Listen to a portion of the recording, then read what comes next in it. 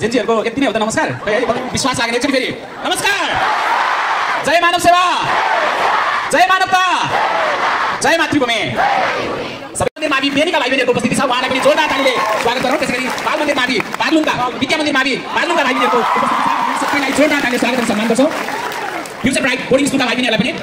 Future brighter boarding स्कुलका भाइ बहिनीहरुलाई म प्लिज अनुरोध गर्न चाहन्छु हजुरलाई अप्ठ्यारो भइराखेको छ भने म अग्रभागमा आएर आसन ग्रहणका लागि अनुरोध पनि गर्दछु म कति पनि ध्यान विद्या मन्दिर माविका सहायक मुकुन्द सर त्यसपछि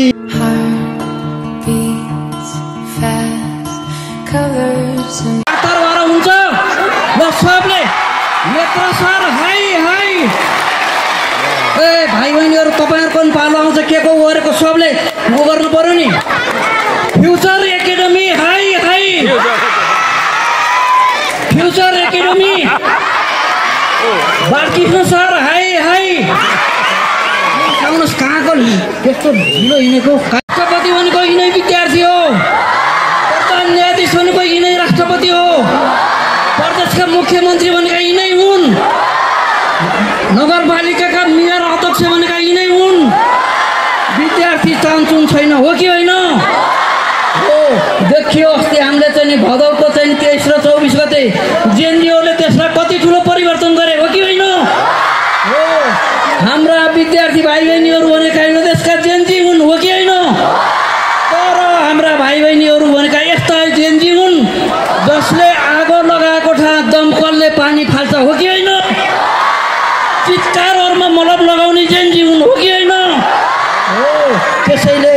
विद्यार्थीहरुलाई हामीले कसैले पनि हेला गर्नुहुन्न विद्यार्थीहरुको शक्ति भनेको अझै शक्ति हो कि होइन हो त्यसैले अब म के भन्न चाहन्छु भन्दा जाँदा जाँदै अब एउटा नारा भन्दैछु मानव सेवा मानव भलाइ हो अब हामीले के भन्न चाहन्छौँ भन्दाखेरि हेर्नु संसारलाई जित्ने भनेको चाहिँ नि मानवताले हो भलाइले हो मुस्कानले हो मुस्कान भयो भने हामीले संसारलाई जित्न सक्छौँ ठुस्कान भयो भने संसारलाई जित्न सकिँदैन हो कि होइन हो जस्तै मैले तपाईले देख्नुभएको छ अहिले सबैभन्दा ठुलो शक्तिशाली गोली भनेको एसएलआर बन्दुक हो तर कसैले मलाई एसएलआर बन्दुक ताकेको छ भने म अगाडिबाट मुसुक काट्दिए भने त्यो एसएलआर भैमा खसेर जान्छ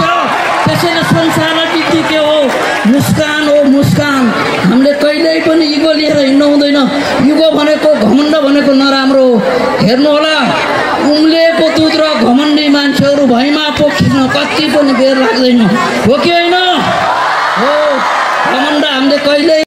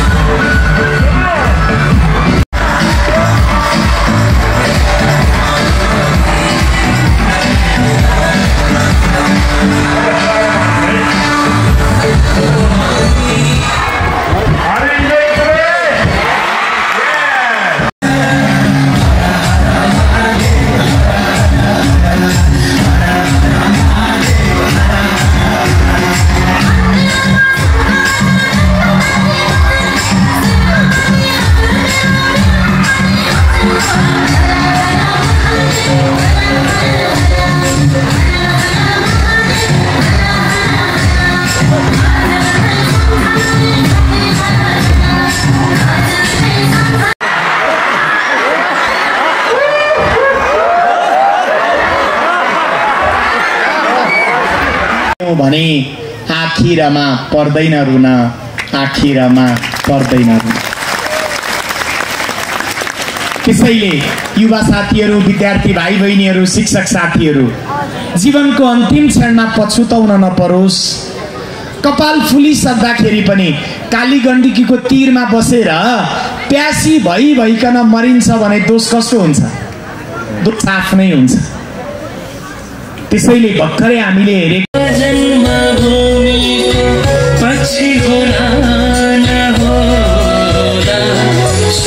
पर्छ। अब यो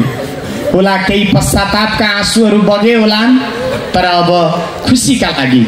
सबैजनाले खुसी भएर आफैसँग प्रतिबद्धता गरौँ। आजबाट म एउटा नयाँ जिन्दगी सुरु गर्छु। हिजोसम्म जे भयो भयो, past is the history, tomorrow is mystery, today is the gift. म आज हाँसेर आफू बाँचेर अरूलाई बचाउने छु, आफू हाँसेर अरूलाई हँसाउने छु। म मेरो देशलाई सिँगार्ने छु, म मेरो जन्मभूमिलाई अझ सुन्दर बनाउने छु। मेरो कर्मले मेरो आमा बुवा र गुरुजनको शिर कहिले पनि निहुरिन दिने छैन भन्ने प्रतिबद्धता गर्दै सबैजनाले दुईटा हातलाई माथि उठाउनुहोस्, एकचोटि माथि उठाउनुहोस्। अब खुसी भएर हातलाई रगड्नुहोस्, ताप उत्पन्न हुने गरी रगड्नुहोस्। अलिक जोड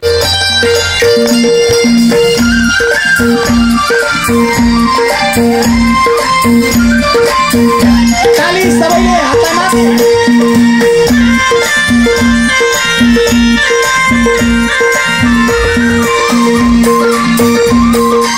ताली सबैले।